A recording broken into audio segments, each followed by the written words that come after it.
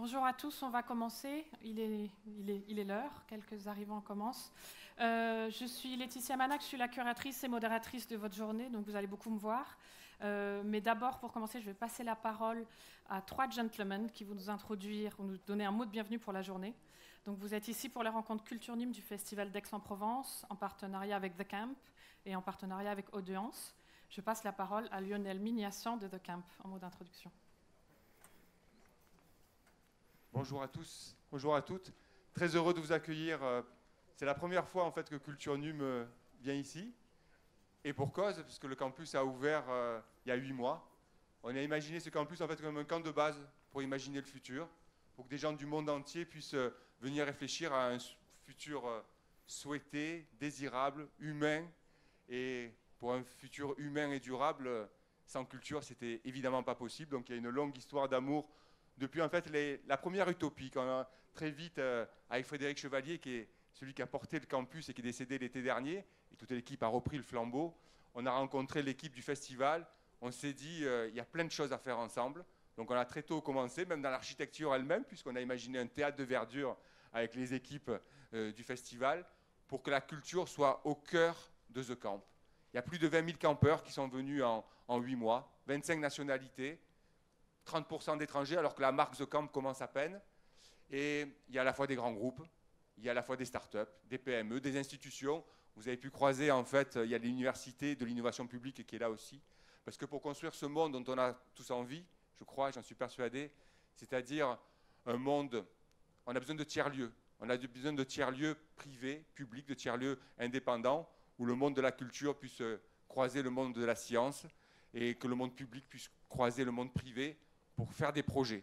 Et ça, c'est très important, cette notion de learning by doing, de doing by learning, cette notion un peu de compagnonnage, cette notion qui est chère aussi au monde de la culture, de transmission, des plus anciens vers les plus jeunes, mais aussi des plus jeunes vers les plus anciens. On le voit avec les experts qui viennent du monde entier ici partager. Voilà. Donc en permanence sur TheCamp, j'espère que vous allez pouvoir y revenir. Vous allez pouvoir croiser toutes ces populations qui sont là pour 2 jours, 3 jours, 6 mois pour certains. C'est des jeunes qui viennent de l'autre bout du monde, un peu dans cette Villa Médicis du XXIe siècle, où on ne vient pas individuellement, mais où on vient en groupe, de manière transculturelle, transgénérationnelle et transdisciplinaire. Voilà, c'est les socles de TheCamp. Donc je suis encore très ému de vous accueillir aujourd'hui. Samedi, il y a eu une soirée magnifique avec les rencontres économiques. C'était à la fois des étudiants, de la parole aux étudiants, puisqu'il y avait plus de 150 étudiants qui sont venus réfléchir aux métamorphoses du futur et un peu titiller les dirigeants de ce monde, qu'ils soient politiques ou à la tête des grandes entreprises. Il y avait aussi les grands patrons. C'est ce mélange-là, puisqu'il fallait vite aujourd'hui, et on a fait ce lieu aussi pour aller vite, mais bien. Donc bienvenue encore une fois. Merci du fond du cœur. À toi.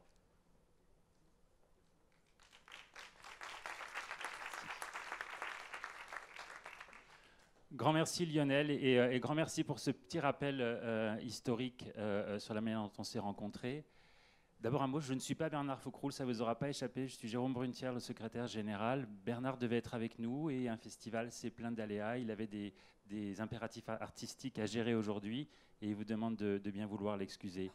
En effet, on a fait connaissance avec ce qu'à l'époque on appelait le projet TheCamp, parce que ce n'était pas encore sorti de terre, en 2014, et à un moment où Bernard Faucroul avait initié un programme assez unique en son genre au sein du festival, l'établissement d'un document de prospective où on a tous réfléchi collectivement sur ce que serait le festival dans 20 ans, et on a réussi à articuler une stratégie autour de valeurs fortes, de recherche d'excellence, de création et d'innovation, de transmission et de partage, valeurs qui nous ont permis de faire avancer le projet du festival et notamment de le faire avancer dans toute son originalité, avec des projets tels que l'Académie, qui s'est ouvert à des horizons très larges, des projets tels que Passerelle, nos services éducatifs et socio-artistiques, qui ne cessent d'innover, et on l'a vu de manière éclatante hier soir pour ceux qui étaient sur le cours Mirabeau, qui étaient parmi les 7 ou 8 000 spectateurs du cours Mirabeau. Il y avait 350 amateurs qui venaient de tous horizons.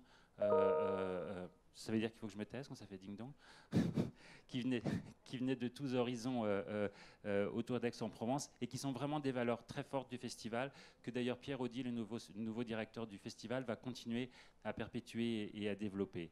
Et donc on était dans l'utopie à cette époque, c'est là-dessus qu'on s'est croisés, qu'on s'est rencontrés avec Frédéric Chevalier. Je me souviens d'un déjeuner avec Lionel et Bernard et quelques autres, où vraiment on avait senti ces valeurs. Et on est très heureux de revenir avec Culture Num qui est née aussi de cette réflexion stratégique, de comment le numérique, comment on s'en emparait, comment on réfléchissait sur ce sujet-là, et qui en est à sa 5e édition cette année, avec un format renouvelé. On a travaillé avec Laetitia Manac, qui s'est présentée déjà, pour réfléchir à une nouvelle manière de travailler et pour se couler un peu dans les méthodes de travail disruptives, en tout cas pour nous disruptives de TheCamp, et mener cette journée d'une manière qui ne ressemble pas aux 4 précédentes, pour revisiter cette idée d'utopie, réfléchir à ce que nous serons dans 20 ans, 50 ans, peu importe l'échéance, mais de se projeter loin dans le futur pour se dégager de toutes nos contraintes court terme et réfléchir et créer surtout. Donc je vous souhaite une très belle journée d'utopie, et puis j'espère qu'il y a des idées qui ne sont pas dans l'utopie et qui en déboucheront à la fin de cette journée ou dans les semaines, les jours, les mois qui suivront. Merci d'être ici.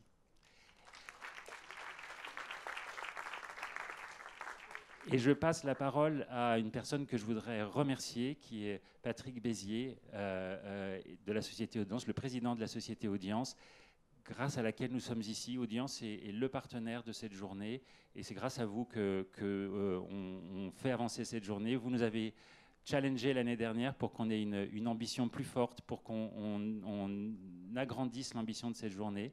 J'espère qu'on ne va pas vous décevoir, et je vous passe le micro. Merci bien.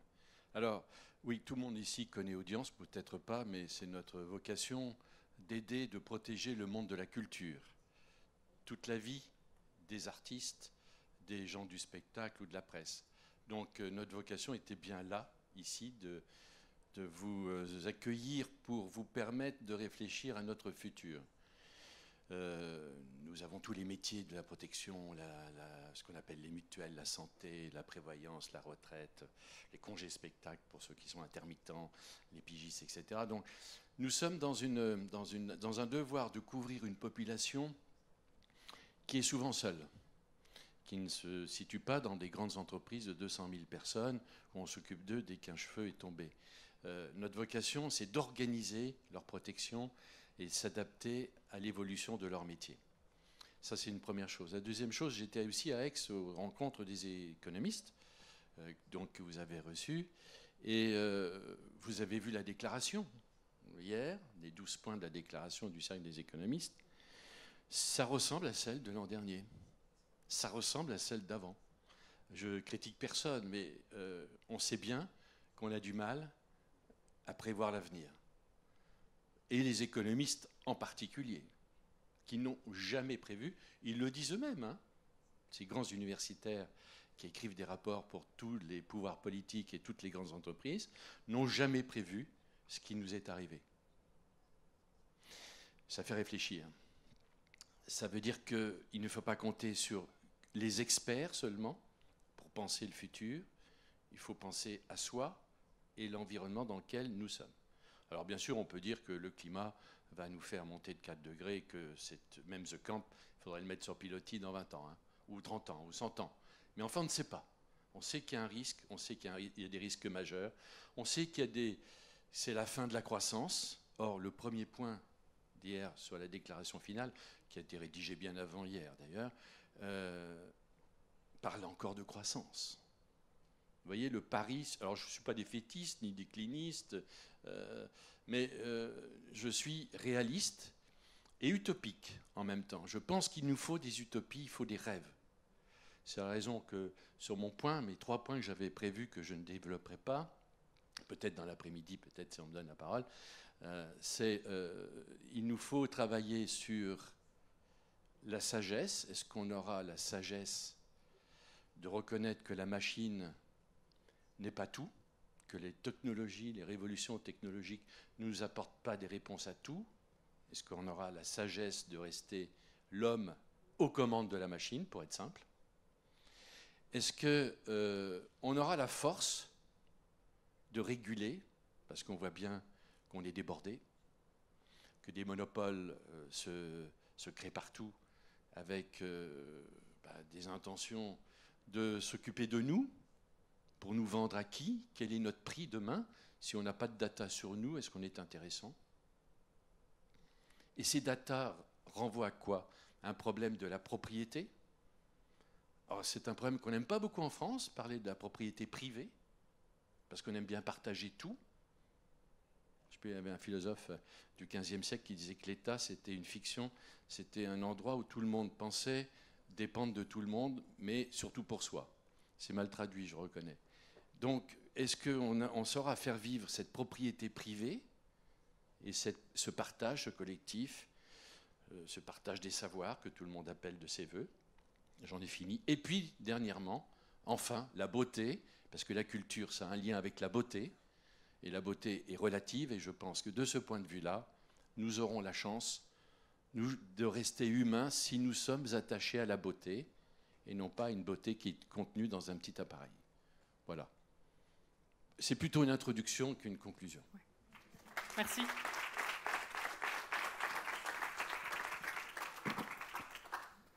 Merci. Vous avez posé des éléments que je voulais aborder en introduction. Donc, vous aurez compris, la journée d'aujourd'hui est sous le thème de l'utopie. Quand on a travaillé avec le festival d'Aix, on s'est dit que ça pouvait être intéressant de prendre le prétexte des 70 ans, l'anniversaire du festival. Donc, le festival d'Aix a 70 ans cette année. L'opéra est une forme artistique qui existe depuis des siècles. On est à TheCamp, qui est un endroit du futur. Donc, questionner Culture Num en projetant son futur, en projetant le futur du festival, en projetant le futur de l'opéra et en réfléchissant à la transcendance de la forme artistique de l'opéra. C'est l'ambition de la journée d'aujourd'hui. Comme disait Patrick Béziers à l'instant, ce dont on est absolument sûr, c'est que le futur ne va pas se déplier tel qu'on le pense aujourd'hui et tel qu'on l'imagine. Voilà, exactement ce que vous dites, ça ne sera pas ça. Ce qui, en fait, nous laisse énormément de liberté pour imaginer, pour penser et pour créer des scénarios et inventer. Aujourd'hui, quand on parle de technologie, quand on parle de données, big data, quand on parle d'intelligence artificielle, etc., la majorité des narratifs sont dystopiques. La majorité des narratifs sont soit de l'ordre de la science-fiction ou soit de l'ordre de la dystopie. Beaucoup d'entre vous, j'imagine, regardent les séries sur Netflix, The Handmaid's Tale ou autres. Voilà, on n'est vraiment pas dans du futur possible qui construit un futur meilleur pour la société.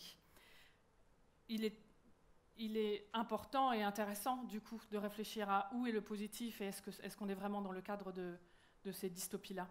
Deux considérations que je voudrais mettre sur la table pour commencer. Comme disait M. Béziers, c'était aussi sortir de ce fétichisme technologique. Sortir de ce fétichisme qui nous enferme et qui tend à dire que tout sera numérisé et le numérique sera la solution à tout. Reconsidérer l'action, reconsidérer l'interaction humaine et reconsidérer l'expertise humaine. Et en quoi l'expérience concrète sur certains sujets ne sera jamais en deçà de toutes les recherches technologiques et tout ce que les ordinateurs ou la technologie pourra apporter comme expertise. Donc regarder en quoi l'expérience humaine prévaut, en quoi elle est essentielle. La deuxième considération que je voudrais qu'on garde en tête aujourd'hui aussi, c'est regarder en quoi les innovations technologiques peuvent aussi enrichir notamment la forme artistique, puisqu'on est ici pour réfléchir à l'opéra ou à la performance. Beaucoup de recherches et d'innovations très intéressantes existent dans le domaine de ce qu'on appelle les special needs, donc tout ce qui est du handicap, dans le secteur du transhumanisme. Il est intéressant de se dire que peut-être que le futur du sport, c'est ce qu'on voit aujourd'hui dans les Paralympiques. Et en quoi toutes ces recherches-là, notamment ce qui est sur l'opéra, est-ce qu'il n'y a pas des recherches sur l'ordre de l'assistance auditive ou l'assistance vocale qui pourraient renforcer la performance chantée, la performance en soi, des choses peut-être à penser ou à imaginer. À ma connaissance, il n'y a pas encore, dans le domaine de l'opéra, on avait réfléchi, il n'y a pas encore des réflexions là, mais dans le domaine des special needs, ou en tout cas l'assistance auditive et l'assistance vocale, il y a beaucoup de recherches qui se font, qui pourraient être intéressantes à imaginer dans le futur. Pour l'opéra, il est bien sûr très complexe de s'émanciper des règles très strictes de la forme opératique, mais voilà, ça pourrait être intéressant aujourd'hui de s'émanciper de ça et de penser comment le transhumanisme peut contribuer à donner une forme beaucoup plus enrichie, une forme différente. peut-être comment l'intelligence artificielle peut permettre de concevoir différemment l'expérience performative. Donc vous l'avez compris, l'objectif de la journée, c'est de déplier ces possibles. La journée se construit en 2 temps. Donc ce matin, j'ai voulu inviter 2 keynotes pour poser le cadre et donner des éléments de réflexion sur en quoi tout n'est pas noir, en quoi les choses se font aussi for good. Donc il y a une matinée qui est avec 2 experts sur notamment l'innovation sociale et la société de partage. Ensuite, nous avons la pause déjeuner et l'après-midi, co-construite avec l'équipe design de TheCamp, est dédiée à la spéculation, au scénario, à la construction des scénarios utopiques. Donc voilà. Je dois informer, ça va commencer maintenant, je pense, que la session de ce matin fait l'objet d'un Facebook live stream sur la page du festival d'Aix-en-Provence, visiblement, le nom de la page. Aussi pour ceux qui souhaitent tweeter, le hashtag ou le dièse, c'est culture num, si je ne m'abuse. Voilà. Je vais passer la parole à la première speakerine on dit en français, speaker, Beatrice. Beatrice Pembroke est une experte britannique de l'économie créative, a été pendant de nombreuses années directrice de Creative Economy au British Council, où elle était en charge de mettre en œuvre la stratégie globale du British Council pour le soutien aux entrepreneurs culturels, à l'innovation technologique et à l'économie créative. Donc, par cette expertise, elle a gagné une énorme connaissance de ce qui se passe dans le monde à différents endroits dans ce domaine-là. Elle est maintenant directrice de Global Cultural District Network, fondatrice de Tech for Good Global. Et voilà, je pense que je vais m'arrêter là. La bio complète est dans le programme. Je te passe la parole, Béatrice. Nos 2 intervenantes ce matin sont anglophones, donc Béatrice est anglaise, parlera en anglais. Et le deuxième intervenant parlera aussi en anglais, étant serbe. Béatrice.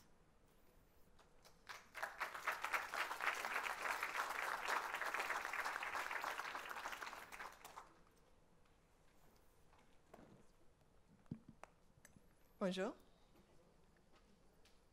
Bonjour.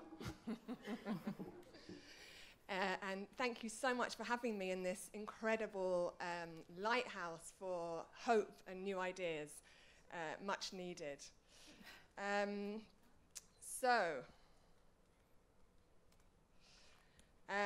We live in some extraordinary, turbulent times. Some might call them operatic times.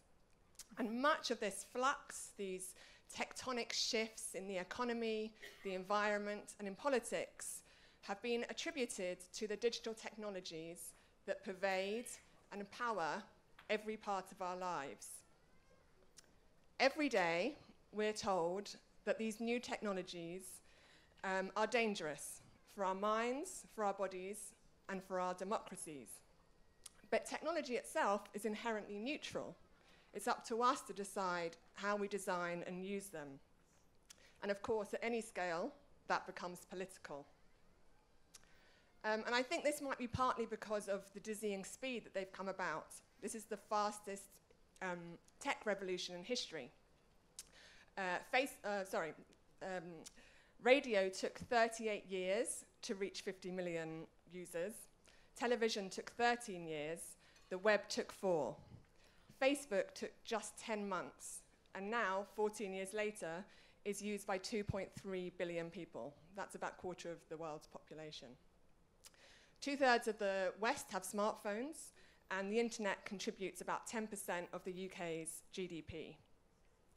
This November, half the world's population will be connected online, and all feeding little bits more of information into the web, making it more powerful, more valuable, and potentially more dangerous than ever.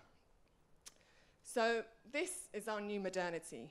These are our new forms and the new infrastructure on which our homes, our social lives, and our beliefs are built.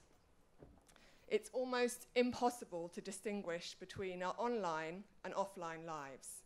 It might be better to say that we are of the network. And I think we are at a really pivotal moment. We have unprecedented power, tools, and information, but we're still figuring out how to use them. 30 years ago, those around at the beginning of the web thought that it would not only create loads of wealth, but also unlock creativity and open up previously hierarchical institutions.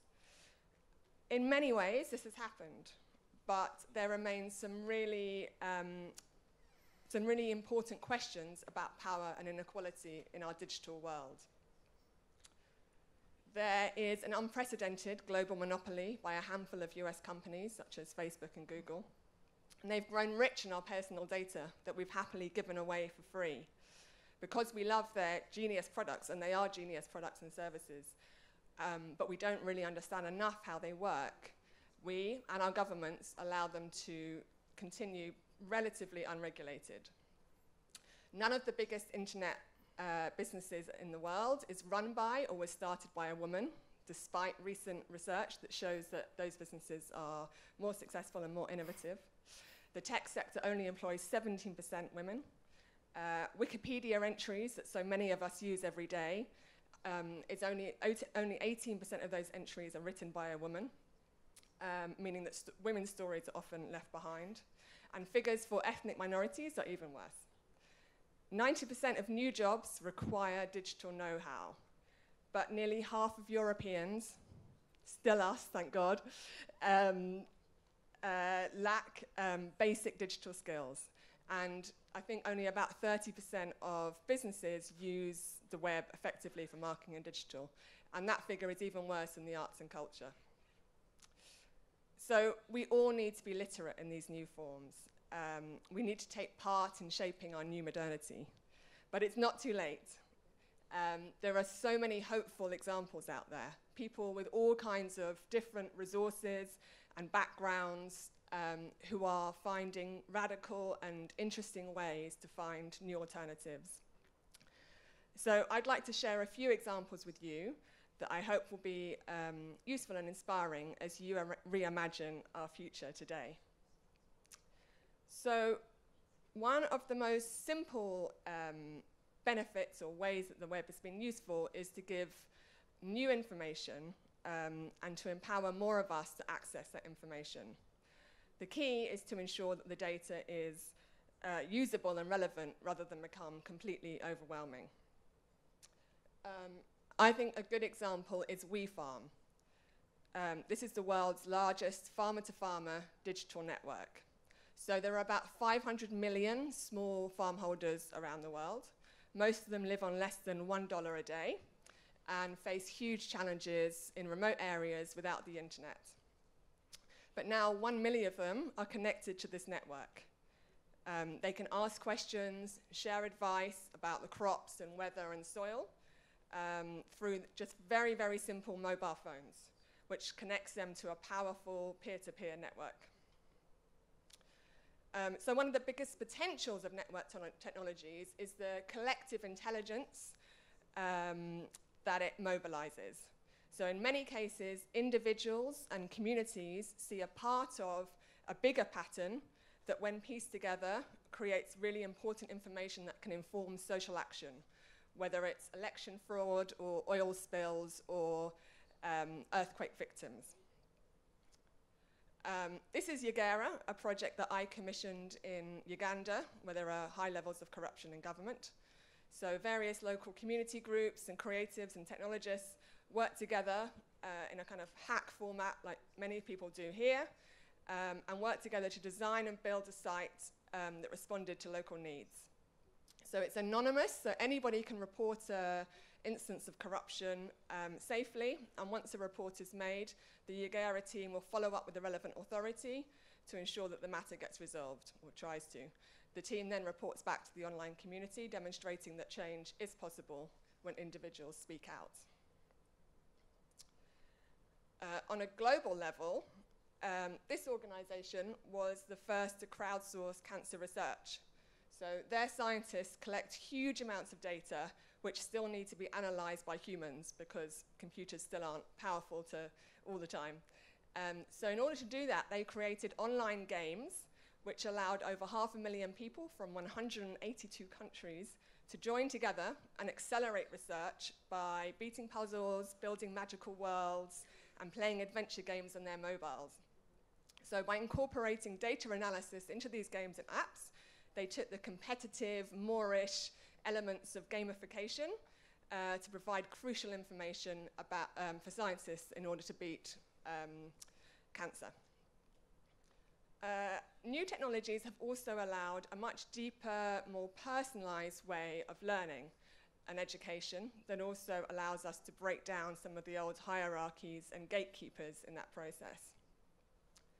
This is Raspberry Pi, a very small and affordable computer that allows you to learn programming.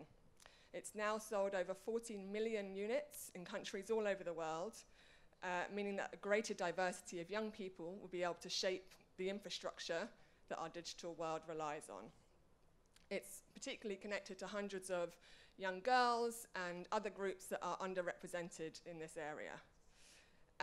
But I think that although coding skills are really important, we've also more generally seen a broader move, a broader notion of digital making, which is about connecting design and artistic practice to new tech tools, thinking about creatively solving problems and creating innovative new businesses. And I think this kind of practice and inspiring collaboration across the arts and sciences are what have been seen to be the most essential skills in the onset of rapid automation. This is another example, Chatterbox. It's an online or in-person tutoring service which connects those wanting to learn a language with refugees who are fluent in that language. As you know, a significant proportion of refugees are educated professionals but can't find work in their new country. It was started by a young woman who is a refugee herself, and it provides refugees with employment, and also I think changes some of the mindset around what value they can be to their new country. So tech has, of course, dramatically changed business models and funding. Increasingly, it's creating new markets for tech for good and new funding streams for its beneficiaries. I'm sure you've heard of Indiegogo or Kickstarter, which is a crowdfunding platform which allows you to raise money for particular projects. And in fact, in the US, the Kickstarter now funds more artistic projects than the national government. But I think a newer, potentially more sustainable model is Patreon. And this allows you to fund the artist on a sort of longer term rather than just individual projects. Crowdfunding is now being applied to many other areas beyond artists and social projects, particularly in the civic space and public interest projects. And I think arguably this also contributes to citizens' empowerment because it allows you to collectively increase their well-being and solve social issues together. GoTo is an example in Spain that is contributing to the urban commons and is part of a much bigger movement, particularly in Barcelona, to make some of our more arcane democratic systems more participatory and relevant, something we really need in many parts of the world. And I think they're also starting to think about alternative sort of social safety nets to think about all the people who are going to be losing jobs through automation. On another level, Estonia has made moves to rethink its whole citizen services at a national level through its e-residency scheme. So it uses blockchain technology to allow individuals to electronically record their marriages, births, business contracts in a more transparent, secure, and accountable way. And blockchain is also changing the way that artist contracts are made. Companies like Mycelia, which is started by the artist Imogen Heap, has developed intelligent songs with smart contracts built into them. So it enables artists to sell directly to consumers without having to go through a label or other intermediary. There are also advancements in making previously really expensive and complicated tech more accessible.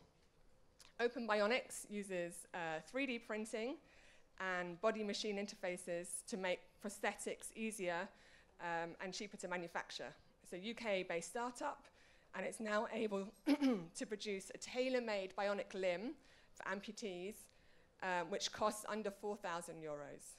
And this is just part of a growing industry that is upgrading human bodies for the future.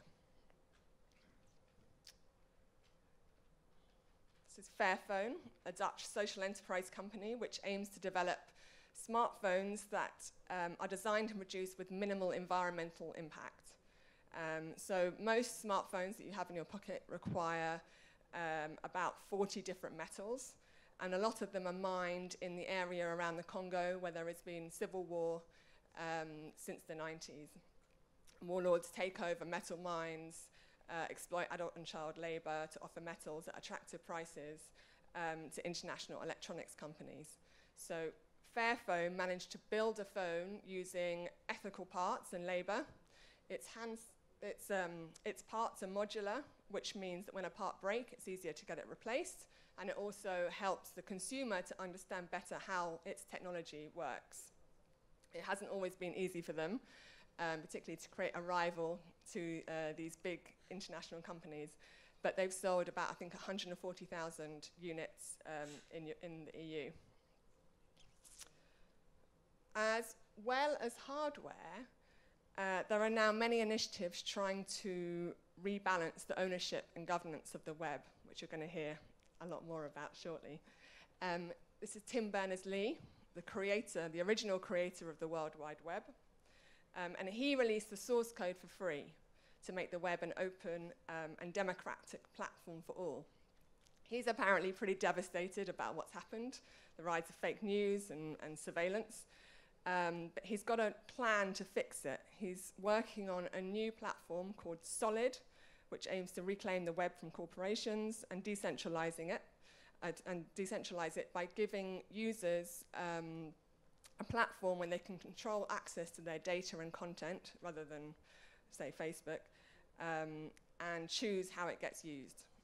It's early days, and I'm sure it will be difficult to move it away from such entrenched and wealthy interests, but it will be an interesting one to watch. And then my last example is really thinking about that now that technology has accelerated so much of our lives, it's also helping us to slow down and switch off. This is my friend Rohan's company, Buddhify. It's one of several apps that provides mindfulness and meditation wherever you are. And it's part of a much bigger well-being and mental health industry using digital technology, from online counseling to virtual reality experiences that allow agoraphobics to gradually learn to step outside. And digital technology has also allowed Rohan to start a new business in a very remote part of rural Scotland and work with his wife, where together they espouse the values in their services. He says, if your product in some way requires the attention of your users, then make sure you take care of it. So few app users and makers consider how the screens and interactions they design influence the well-being of the people, whether that's through fragmenting attention or creating addictive loops. Let's all do this better. So that was a very quick whirlwind tour, an introduction to the world of tech for good. I've been working, sorry, that was a very quick introduction. I think there is a huge potential for all of us to reimagine some of the inequalities that have become set in our digital world. And I think that you, representing the arts and cultural sector, are vital to this revolution. We need creative approaches in content to animate these new technologies.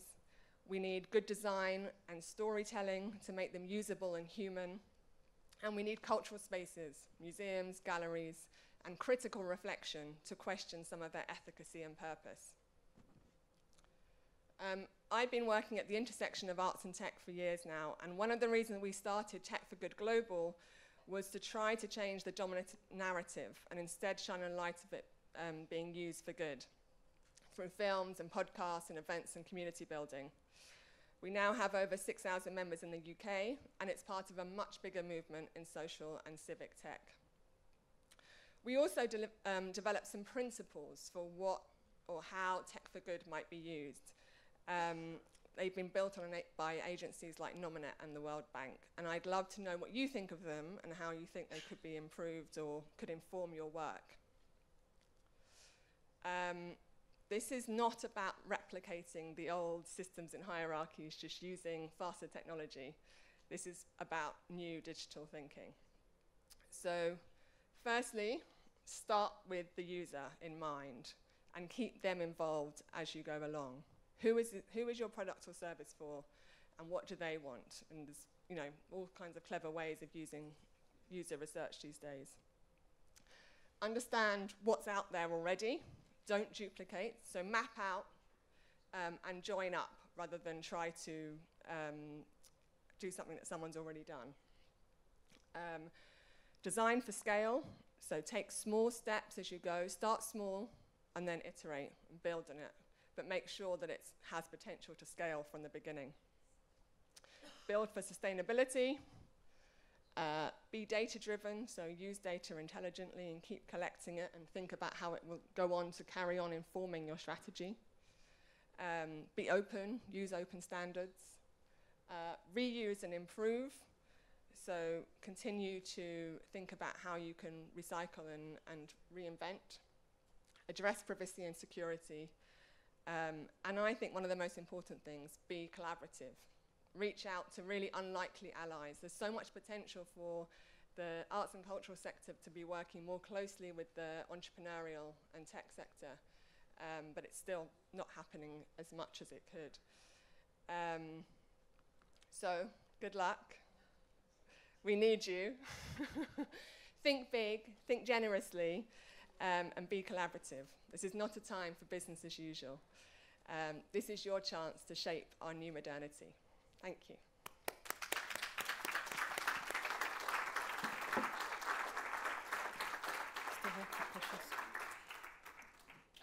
Thanks, Beatrice, thanks a lot. Je vais collecter une ou deux questions, s'il y en a dans la salle. I have one to start with, and then I'll tie some for you. I don't know if someone can circulate the microphone. Pardon, je parle en anglais. Est-ce que quelqu'un peut...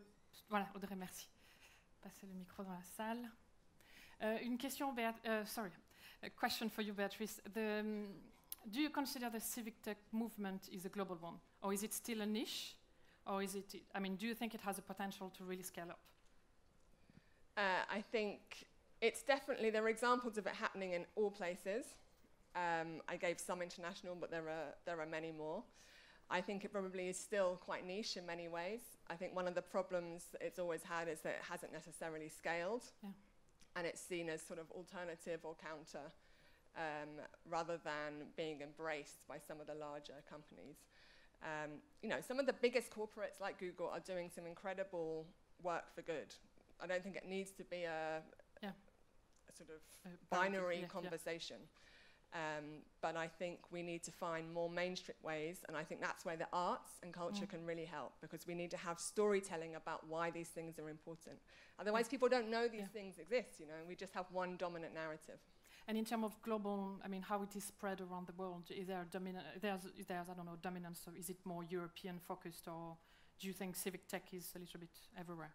No, there's parts everywhere. There's some really interesting work happening in Africa, in Indonesia. I mean, obviously, it will have its own culture and its own form, and depending on where it is. But many parts of the world have a thriving civic tech scene. Yeah. Interesting. Question? Est-ce qu'il y a une ou deux questions pour la salle? On va passer à l'intervenant suivant dans une minute, mais je voulais collecter des questions immédiates s'il y en avait. Sinon, gardez-les, on fera une session discussion à la fin après Djordje. Bon, Djordje. Floor is yours. Thanks, Beatrice.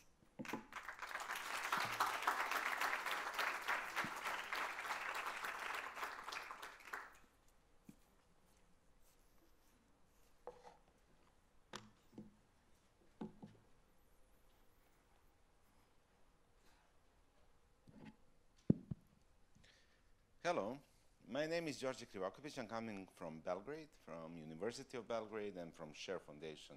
I have couple of different hats. I'm academic, I'm business strategist, and I'm also digital rights activist. So I'll try to provide this presentation from 3 different angles, as you will see, and I'll talk about business system organization and future of labor in collaborative economy. And we have to start with the exhibition. We have to start with deep understanding what is really going on today and how technology is changing social values. We can talk about the things which were killed by millennials, and this is just one potential presentation. And as you can see, there are many things which were highly valued, mainly by your generation, which are now so not valuable. For example, diamonds. Girls who are millennials don't live for diamonds. Guys don't live for the idea that they will get work for a life or buy a car or get some other things, get into the marriage. These things are a bit far away from the new generation. And the predictions we are having are also going in this direction. This is an article written by EDAC and member of European Parliament from Denmark. This article talks about 2030, about the stage of the society and economy when we do not own anything, we don't have a property, but we have no privacy either. However, the life has never been better. How's that possible at all? And this prediction is based on the idea that we can really get whatever we want whenever we need.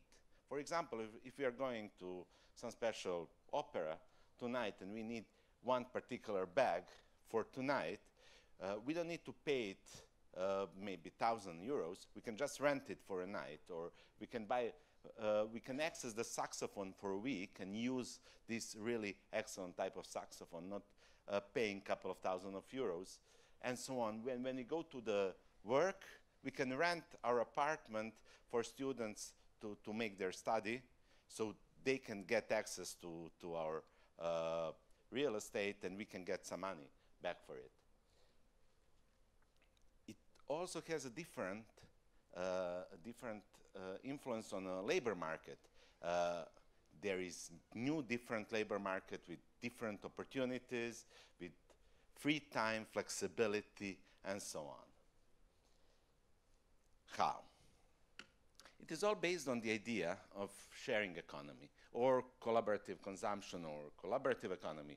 New socioeconomic model, which is enabled thanks to technological revolution and internet connecting people through online platforms which facilitate transactions involving goods and services to be conducted in secure and transparent way. This is really idea of fourth industrial revolution. Fourth industrial revolution was proclaimed in Davos on Economic Forum a couple of 2 years ago, and it really goes about the idea of intersection of cyber and physical spaces, and really use of technology in different manner. Wherever we go, whatever we do, we are always with our phone, with our devices. We are always touching the devices and really making decisions thanks to the information we are provided by them. We became kind of cyborgs because we are always connected. There are like estimates that around 4 to 5 hours a day the regular citizen in Western Europe is spending on the network, within the network. It really blurs, as explained previously, our understanding of reality. Are we living offline or online reality? But really, fourth industrial revolution says that it's only one reality where everything is mixed. But how did we end up here? How these things are possible? First, connectivity is priority. We now have the connectivity anywhere we go. Here we are connected by Wi-Fi, we are connected by 4G or 5G or whatever. We have different sources of connectivity, and we are always online. The network has our identity. Our identity has been taken by the network. When you connected to the Wi-Fi here, you had to provide your email in order to connect. However, even if you put the wrong email, you still provide the data about your device or your other device, and these data are sufficient to identify you again that both the network of this space or any app you are using or a browser or a website know who you are, and they always know. Why is that important? Because many of the services we use are somehow free, but maybe not, because we are paying them with our data. Why we are paying these services with our data? Because this data has been gathered in order to create a really nice and precise reputation, enabling more trust in digital environment. And also the location where we are is always known by the network. So location is not our private space. Location is always something what all the apps and services we use is understood.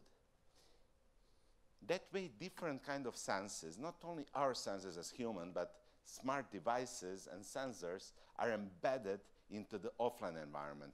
That provides opportunity for the network to really understand how offline space is developing and to have a full-time monitoring, live coverage of what is really going on in an offline environment.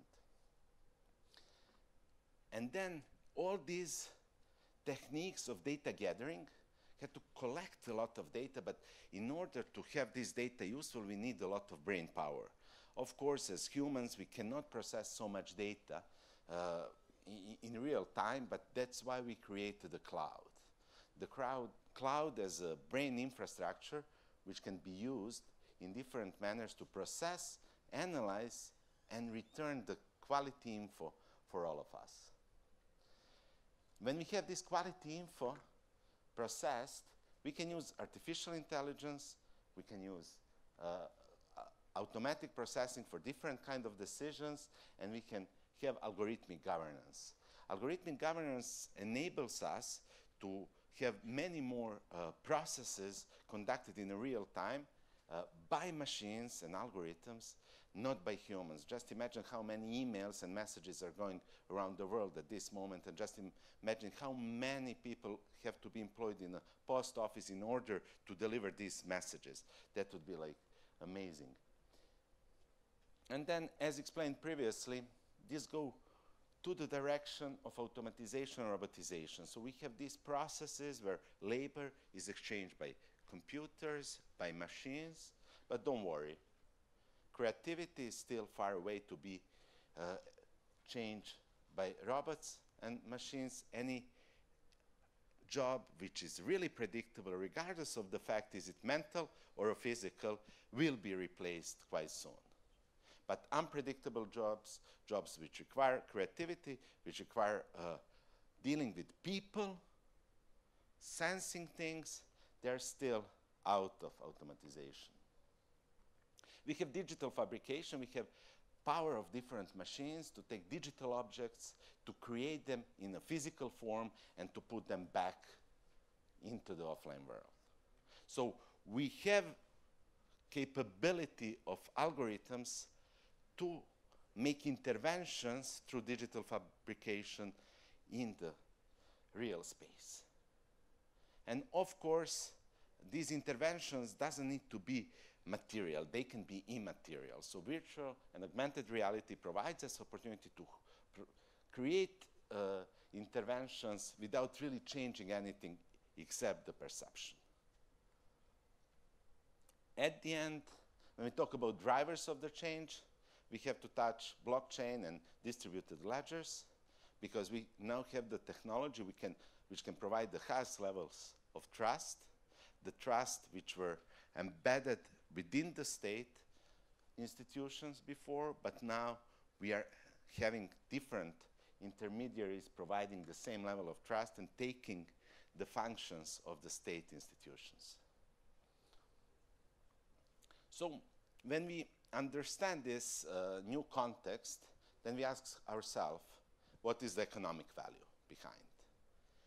What is value today? And research says that those are mainly non-material goods. Are we talking about intellectual property, copyright, or software? Are we talking about attention economy, trust, reputation? Are we talking about virtual goods, data, or energy.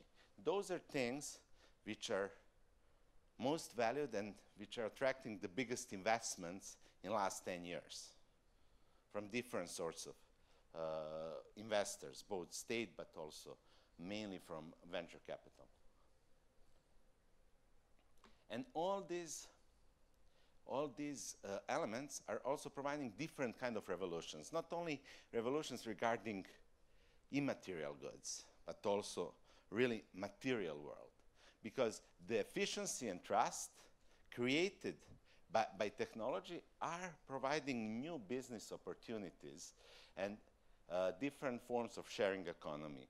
Forms where we have platforms, as explained before, in the middle, and we have different actors on the side, platforms facilitating the exchange, creating a marketplace, facilitating also the payment, while outside of the platform, for example, owner is sharing asset to the seeker, while seeker is providing recommendation to the owner, assessing his service. Why is this important? It's important because we have to understand that each segment of the industry has been disrupted by this new model. This is just the honeycomb of different type of industries and startups working there and trying to really make the difference. As you can see, practically all the industries are under attack. And this is just the one tweet from last World Economic Forum. Uber, the world's largest taxi company, owns no vehicles. Facebook, the most popular media owner, creates no content. Alibaba, the most valuable retailer, has no inventory, while Airbnb, the largest accommodation provider, owns no real estate.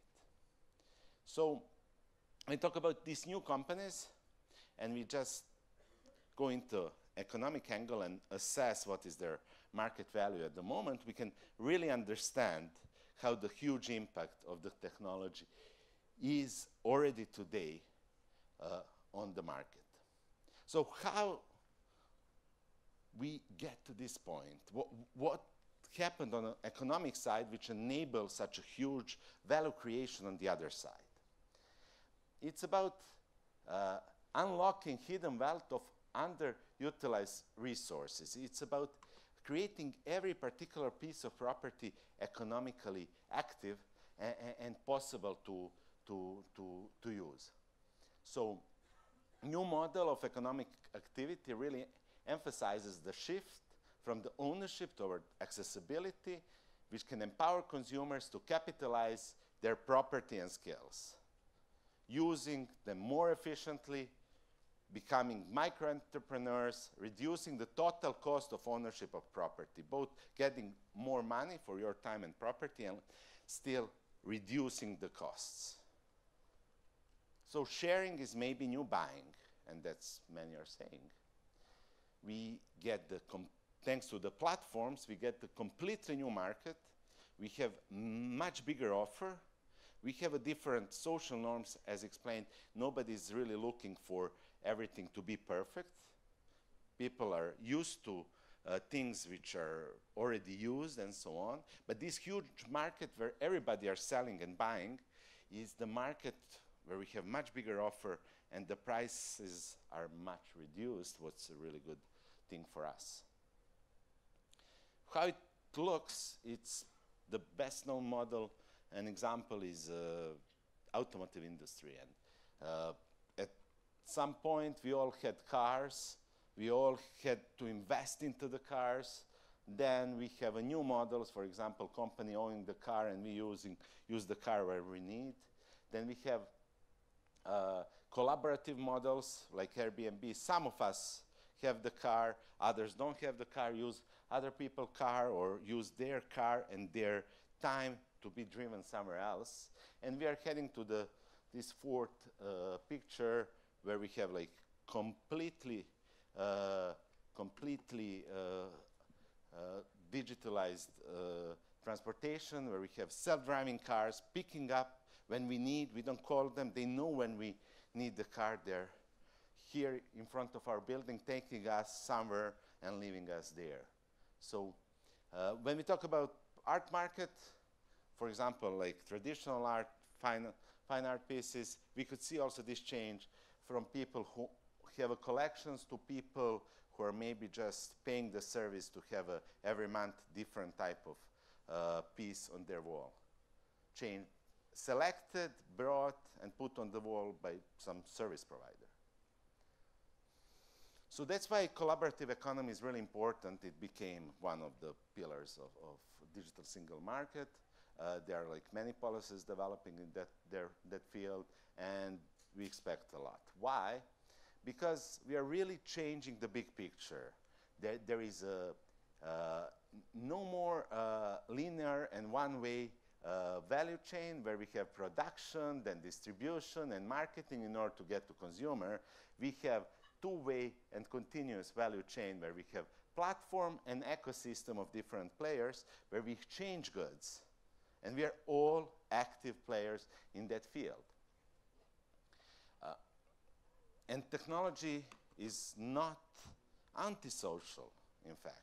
In order to be part of collaborative economy, we need to meet and get into transactions with many people during one day. People we will meet only once in order to exchange something.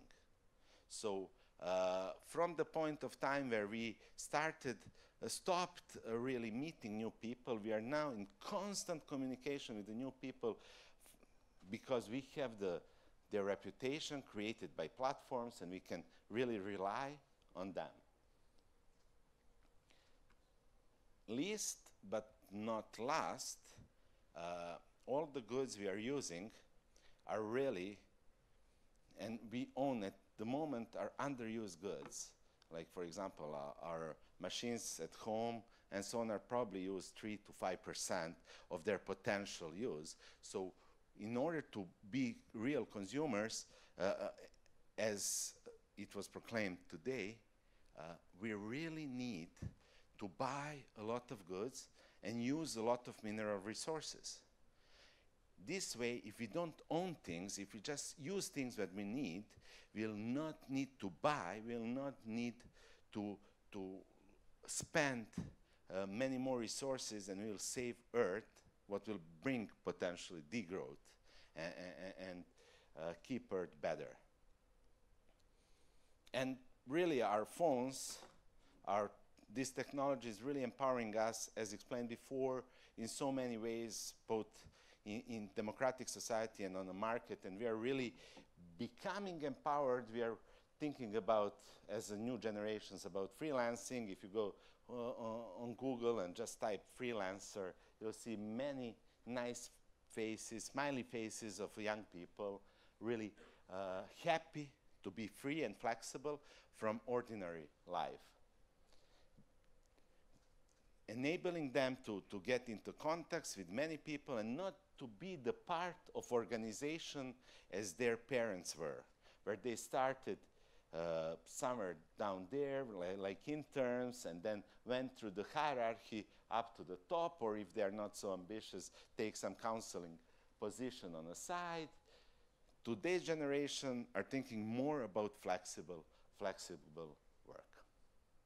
So maybe we are getting to this business landscape where we have still some traditional sector with the production and mining, but much smaller. We have different platforms for creator of the content. We have sharing platforms which are providing opportunity for underused assets and on-demand labor. For example, underused assets are Airbnb, on-demand labor is TaskRabbit or Upwork, and we have something in between like Uber. You're both using someone's underused assets and using his time in order to get the service. Of course, blockchain and other models are providing us opportunity to create cooperative sharing platforms which are controlled by citizens, not by corporations, and where we have the full control over value creation. However, this beautiful story has some concerns. As you can see, strangers could crash your car, eat your food, and wear your pants. they can do a lot of things, and you can be in a problem if you go in that direction. But from a more important point of view, it's really hard to estimate when social exchange is economic exchange. If we use platforms to connect with people who are not our friends and exchange goods, it's really a business goal, it's commercial goal, it's economic exchange. So that economic exchange should be maybe taxed. That economic exchange has the impact on other markets. It maybe has the impact of the labor position of other people who are already employed.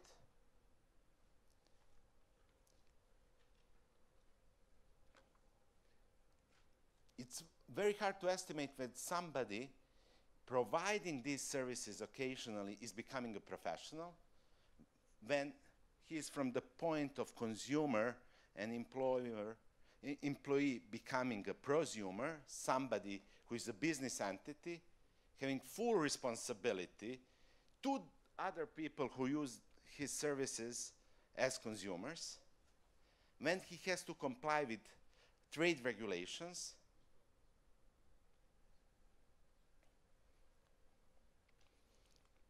how all these have different kind of impacts also on liability, because we know that best single room in central London is not 53 pounds, but somebody else doesn't know. What happens when there is an exchange outside of the platform which is not correct, when you have as the only possibility to sanction the other side, the recommendation or the comment on his page. And then you turn to platforms who facilitated your exchange, but they're somewhere really far away in Silicon Valley. You can't find Uber's office on the street. You can't find any company's office. You can't meet the people. You are then forced to talk with algorithms and some chatbots for hours in order maybe to get some problem out of the sky. Of course, EU did a really great job with some of the last regulations in this field, so platforms are a bit closer now, especially after 25th of May and coming into the force of GDPR, but still, there are many, many problems with platforms. And there is no access to these markets if you have privacy. The precondition to get into the market and get trust is your reputation. In order to have reputation, you have to provide a lot of data to platforms in order to be able to assess you. So working in this economy means really working in panopticon.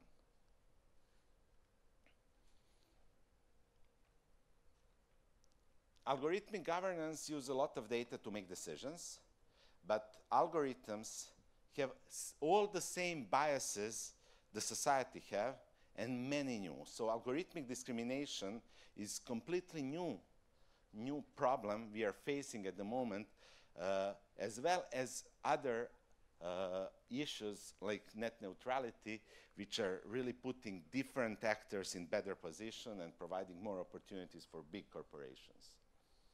Eventually, if we decide not to buy something and get the property, but just to get access and use it, what we are really losing. We fought at the end of 18th and during 19th century to get our rights. The main right we wanted was the property right. At the end, during 19th century and at the end of 19th century, most of the people finally had the private property over their land. Their autonomy was based on the idea that they can put their labor into their land, get the crops, and live their life.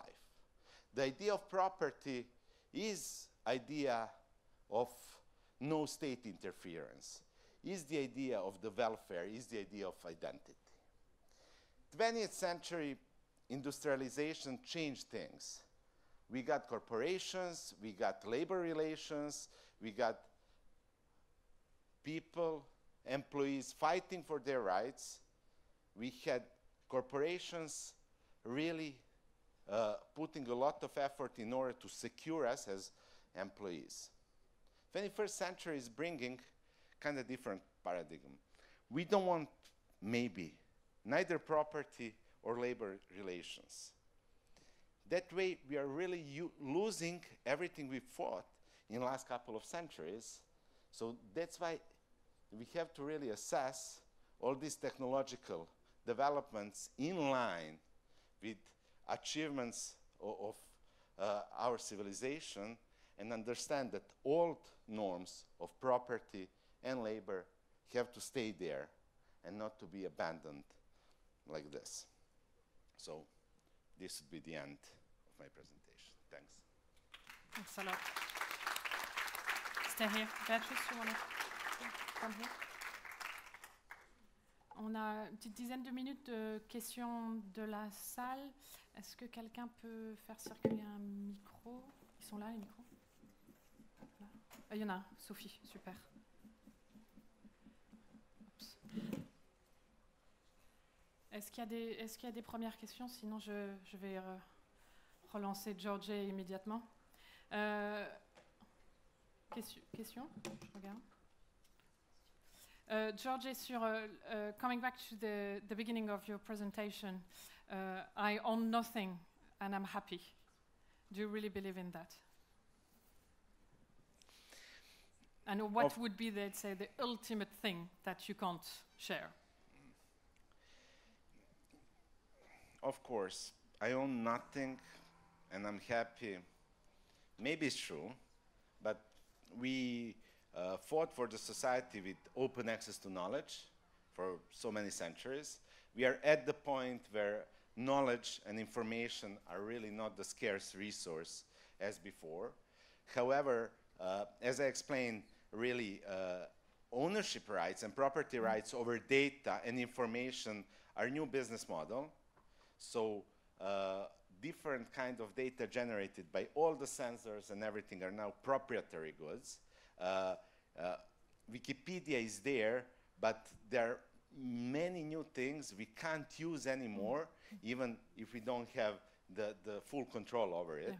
So I would really like to have more control over data and information, and I really think that's really crucial. Yeah, and in terms of the relationship between sharing economy and circular economy, I mean, very often it's said for sustainability, the best thing in the first place is not to buy. So is there any measures or indicators on how the sharing economy has an impact on environmental? There is definitely an impact, and we have to go in this direction in order to be eco-friendly. Yeah. In so many ways. So that line, ending with degrowth, potential degrowth, is really important. But that's why it's also important to understand that we need to have the control over exchange mechanisms, yeah, and not to leave them to some corporations we can't really touch through our regulation. Yeah. En France, on parle beaucoup, Jérôme, mais en France, on parle beaucoup de l'ubérisation de la société. Peut-être il y en a qui vont rebondir là-dessus. Jérôme, tu as une question? Est-ce qu'il y a un micro? Alors, Jérôme, ensuite Madame. Ah, vous avez le micro, pardon. Madame d'abord et après Jérôme, si tu veux bien. Hi. Maybe, could you get headphones for French? You put your headphones. You have Beatrice? I can speak English if you want. Ah, okay. It's up to you. Okay. C'est mieux, Beatrice? Is it better in English? Ouais. Well, it's up to you. You tell me. Okay. Thank you. Just a quick question. I see what you. We talk about human beings as producer or consumer when we talk about property or the example you gave, but I was wondering whether you can give us insight when it comes to education and culture. What has technology changed? Because it seems to me that when it's immaterial, when we're talking about individuals and not consumers or producers, the technology has had a huge impact on people. Where you don't need to go to school anymore, or you will value places when you can actually share your knowledge, not only goods but only who you are, and what you know and what you want to share. So could you give us a little insight of, when it comes to community, what is the leverage the digital can bring? Thank you. You, both of you, maybe?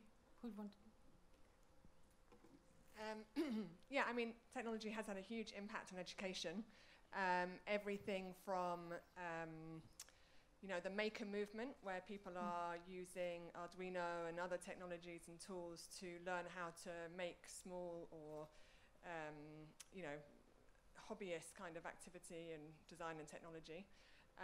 MOOCs is these massive online open courses, which to begin with had there was a huge wave of optimism that they were going to completely change universities and educate people in the most unusual parts of the world.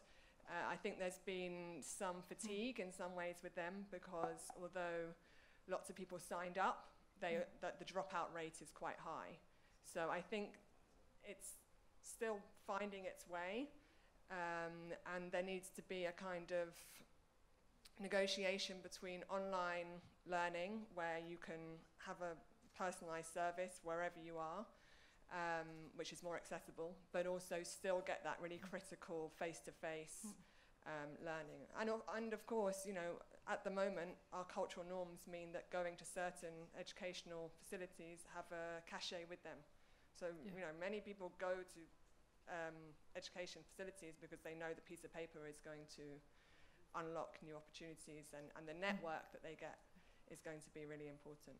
One thing that I've seen a lot of is after university, for example, there is a trend where, particularly in the creative industries, but also many others, people are starting to come together in creative hubs or spaces a bit like this. So there's a kind of, and I think technology is really helping those kind of movements. But more generally, certainly in the work that I've seen, I think education has suffered from not having as many disruptive new technologies for good. So it's a space, there's a lot of potential. I'll try to answer really short, because it's a tough question. I see two main changes. One is related to methodology, so using different kind of media, different type of tactics, how to transfer knowledge, because many of the knowledge is already there. As I said, youngsters use cell phones for 5 hours a day. They're always accessing the knowledge in different forms. So we really need to approach them with different formats and not to explain something what they have on a click. But on the other hand, it's not only about methodology, it's about what we teach. We have to teach completely different things, digital skills, and understanding of digital society requires completely different angle. Understanding the data society and algorithmic governance requires both technical skills and math and a lot of social knowledge. So this mix between technical and social sciences is now something what is most important. And then when you put a creative layer over it, that's something what's crucial, because we are fighting now against the machines and algorithms. So our education system have to be improved in a way that we think faster, further than them. And we are able to anticipate what's really coming next. Because algorithms have a lot of data, as explained, and they're really anticipating. Their main role is to anticipate what is going on. Prediction, prediction, prediction. It's the whole economy about the predictions. Yeah. Jérôme. I had a question which relates with which you quoted, what in French we call ubérisation de la société. It seems to me that in the sharing economy, the big losers are the workers. If I own nothing, I have to share everything from people who own what they share. There is a platform making money on each transaction, and the only thing I have to offer is my work, because I need my work to get an income to share the other goods, and I'm stuck. That's completely right, and losing private property is losing the strongest absolute right we have and we fought for. So without property, we are going back to the Middle Ages and we are new precariat. We are working on other people's land, dealing with other people's resources. So that's completely true. But then, as we were thinking about what is the value today and what is the resource, when we take a look from a different angle, is not the real estate and the land anymore. The resource used for production of new value are data. If we are producers of the data, there is a question, are we a labor or are we really the resource? Because the labor is really done by algorithms. Algorithms are transforming our data into new products which are used.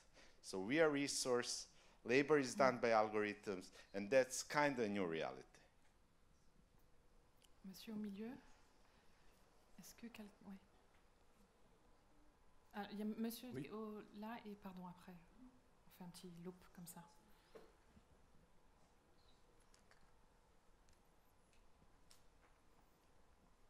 Yes, well, thank you very much. I just wanted to try and create a sort of a bridge between what you are explaining and the question of opera and art. In fact, it seems to me that the resource, if we apply the logic of creative and collaborative economy to the art, is our experience and our emotional experience, which is also a shared experience.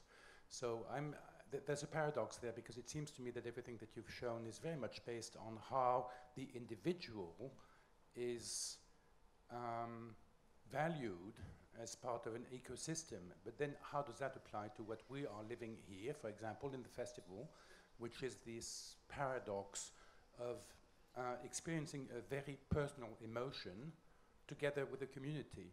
So how does that translate into collaborative economy and evaluation of data? Okay, so what's really important when we go to the first slide of my presentation and this exhibition of the things millennials killed, there is one important reason why these things have been killed, and that's really experience. What millennials, based on research, value much more than a luxury is experience. The assessment of the market says that they are investing much less into the luxury goods and spending all their money for Events. travels and events, and especially travels and events together. So when we think about opera and festivals, we definitely, within that framework, we see the opportunity.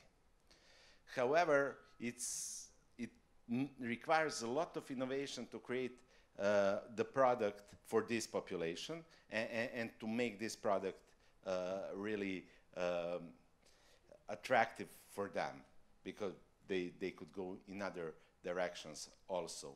So experience definitely is this secret sauce which is important for the product and could enable different things. However, what was the problem? Problem is that you can't, when we talk about events and performances, you can't capture something and really make it a new economic value as a content, because the whole industry is not so friendly toward the content. Content is something what is free. The whole system is based on the idea that content producers are not getting anything, and you can't really defend your intellectual property on performances and events. It's something what becomes like common for many reasons. I think also just to add that sense where you think you were having a very private, personal experience is now being tracked and valued by big companies. So Google and Facebook have both filed patents to develop technology that will analyze people's responses. And I'm working with an organization in Hong Kong, a very big cultural district, and they have technologies that that can scan people's faces and then create content based on their reactions. So I think that personal experience is, you know, there's a question around it. And we see also in the fashion industry a big shift from owning the latest each bag, super expensive that everybody can get, but what is super exclusive is to be to the event or to like special things that are for the richest clients. Une question devant, Patrick, est-ce que le micro peut redescendre? Oui, merci. Je vous avais répondu, évoqué le sujet de la rémunération du créateur. Parce qu'on voit bien sur ce point-là la difficulté d'être propriétaire de rien. Mais si on est propriétaire de rien, est-ce que l'œuvre appartient à tout le monde? Et qui la rémunère? On sait bien que Google, Amazon n'aiment pas rémunérer les créateurs. Ils veulent des choses gratuites, ils veulent vos data gratuitement, qu'ils revendent eux. Ils veulent des œuvres pour les revendre aussi, dans une proportion énorme, mais sans jamais rémunérer l'auteur de cette création. Et on voit ce qui se passe à Bruxelles aujourd'hui, où le lobby de Google a gagné contre les auteurs. Moi, je pense qu'il faut attaquer cette question. Pas de propriété, trop de propriété. Le monde de la culture a besoin de créateurs, et pour créer. Ou alors on pense que tous les créateurs doivent mourir pauvres, comme Mozart, mais je ne pense pas que ce soit l'objectif du monde de diversité qu'on appelle, et dont on voit bientôt que toutes les œuvres se ressemblent. C'est un sujet qu'il faut évoquer.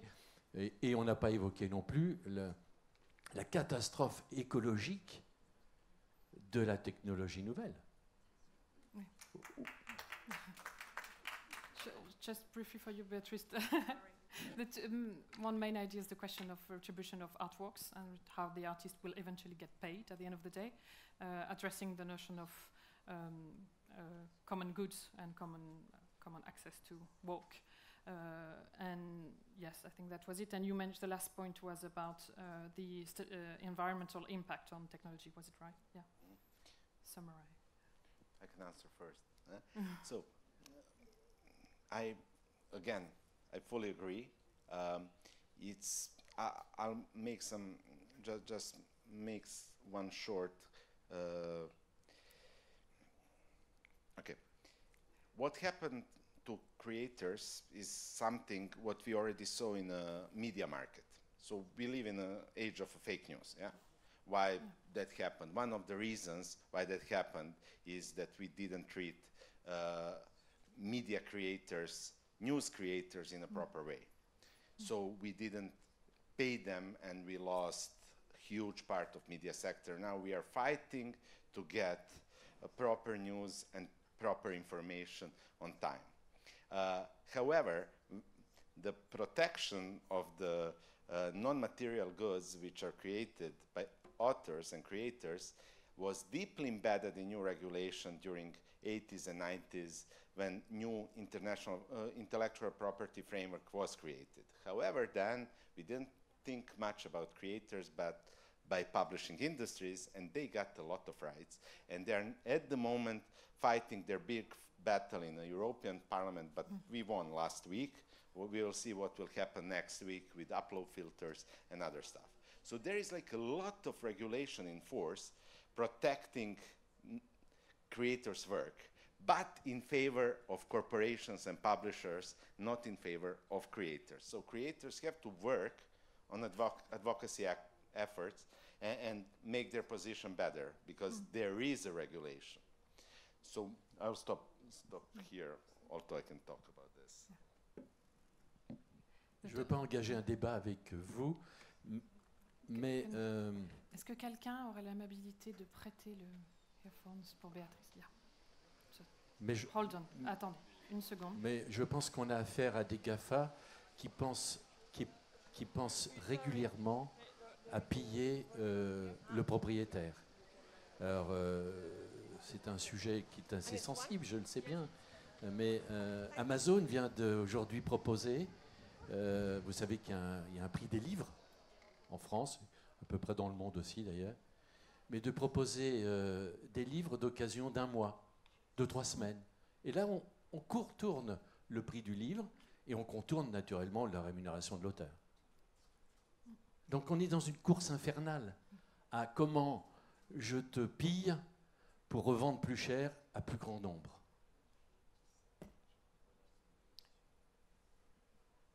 Là, on est sur les obstacles immédiats aussi. Aujourd'hui, on est là pour penser dans 70 ans, nous aurons surmonté ça, probablement. Do you want to react immediately on that further comment on how to equally paid for the artworks? And then we... I mean, it's a great question that I can't answer in 1 minute. But I do think that artists and creators have always struggled or found new ways to get paid. I think we're in the middle of a kind of pivotal moment where we have these new technologies and the new cultures around them are still figuring out the best way to reward content which is much needed. And despite the problems that you rightly point to, there are also myriad ways that people that wouldn't have been able to be heard or get their work out before have now been found. So for every person that has suffered, you know, another one has succeeded. Personally, I think there is a bigger question which goes back to the point around education to help young people, well, everybody, to be more demanding and curious about what is out there.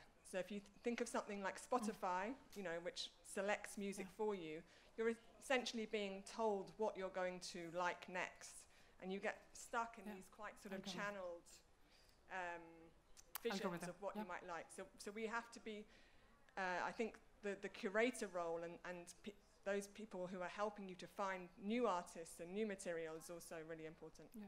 But there are emerging, I mean, there are researches from the art sector as well on looking for different kind of algorithm that will sort of break the sort of channel search that Spotify might have. Big subject. We are reaching the end of the time. Je vais reparler français, pardon. On arrive à la fin de la session de ce matin, à moins qu'il y ait une question brûlante, sinon je propose d'en rester là.